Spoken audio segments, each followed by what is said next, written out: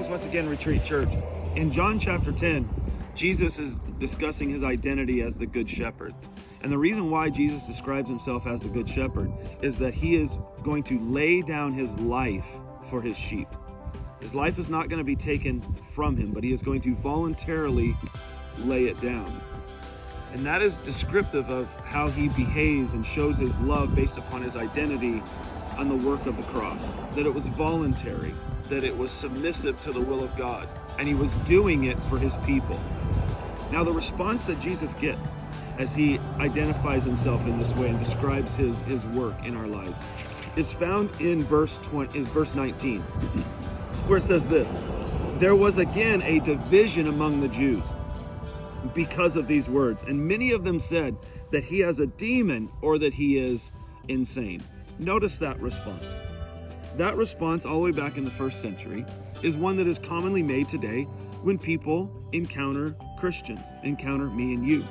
When we state our belief in Jesus as the Good Shepherd, as later on what Jesus describes himself as in chapter 10 as being one with the Father, when you and I today talk about Jesus that way, people tend to kind of categorize us as, oh, well, you're just religious, or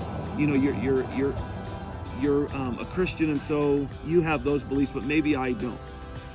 And that kind of thing, when we talk about the identity of Jesus, we just kind of get set off to the side. However, when we as Christian people take this belief in Jesus' identity and then we start forming our moral and ethical positions based upon who we believe Jesus is and the morals and the ethics that Jesus established and taught us, it's then when you and I get this same response many times, right?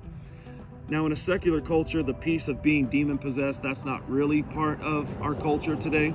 But that second half, that we are insane, is a pretty strong term, right? And I don't know if we're quite there where Christians are being labeled as insane, but I think we are being labeled as deluded. I think we're being labeled as ignorant, as bigoted and biased. I believe that sometimes Christians are being labeled as brainwashed by the religious leaders of our day. But notice what that really does. That does not engage the statement itself, right?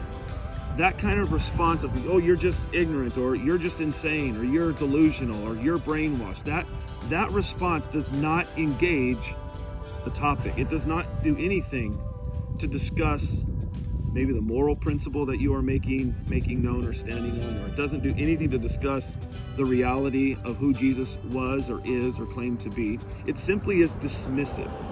And to be able to do that today is, I think, ignorant in and of itself. So if you come to me and you have a position on any number of issues and I don't agree with you, the easiest thing for me to do is to simply call you insane or stupid or misled or any other negative kind of term and just kick you off to the side and not really address the issue that we are discussing. And what I want us to do is I want us to learn not to use that kind of dismissive language, but I want us as Christian people to be able to engage in the topics of our current situation. And I want you to be able to engage with them with real fact-based information that is reasonable, that is logical, and is respective of other people with different ideas. And so as you encounter people that disagree with you and you listen to them well, I pray that you will not dismiss people as being ignorant, as being stupid, as being mentally incapable, but you will come with real, substantive points of discussion. I think the church has a moment where the rest of our culture is dismissing people in these ways, that if Christians would refrain from that, I believe that we would gain a better hearing for the gospel of Jesus Christ and be a better representative of who Jesus was and is. God bless you. We'll see you next time.